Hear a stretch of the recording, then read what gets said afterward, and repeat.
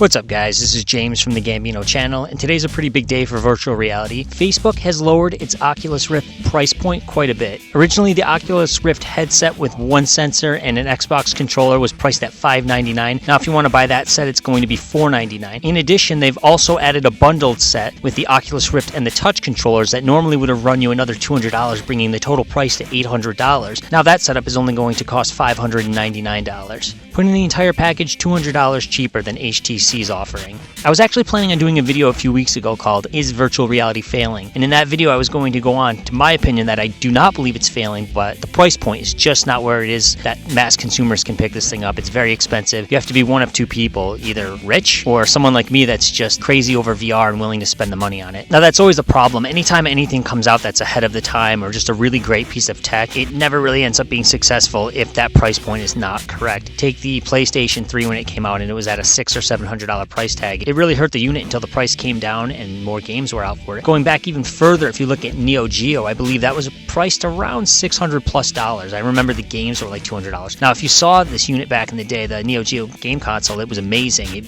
blew anything else of the time out of the water. People were playing NES on the norm, and if you were lucky, you had a Super Nintendo or a Sega Genesis. Now, Neo Geo had arcade quality graphics, and nobody could afford it, but if you could, it was fantastic. It's just that price point was not affordable for anyone unless you were a rich kid. When 3DO came out, it was the same situation. It was a $600 system. Again, it was that terrible price point. You're talking back in the 90s, but you had that terrible price point that no one could afford, and great hardware, incredible games. I mean, I can't say the games were all that great, but they looked really impressive and people wanted to try them, but nobody could afford them. I think I knew one person that had it, and it was really cool, but I just, it was not something anyone was going to get in the 90s. You weren't going to invest in a Panasonic 3DO for $600 when you could buy a Super Nintendo for $200. So now I think it's important to note that with all three of those technologies, 3DO, Neo Geo, and PlayStation 3, that tech didn't die out completely. You take 24-bit graphics with the Neo Geo, it's not like we said, hey, this doesn't work, and we never used it again. Yeah, maybe the Neo Geo never really became a mainstream thing, but eventually graphics did catch up to that point when it was more realistically priced. The same with 3DO. The technology behind the 3D polygon characters in a 3D environment eventually caught up with PlayStation 1 and Sega Saturn and things like this. So eventually that technology does become a mainstream thing. It's not like we just throw the technology out and never attempt it again. And I personally think that's what could happen with VR, where maybe, who knows, Oculus may or may not make it. Oculus may get pushed to the side. HTC may get pushed to the side. Who knows? But now that we look at it, just 1 year, we're almost about exactly a year. I believe Oculus consumer version released in March of last year,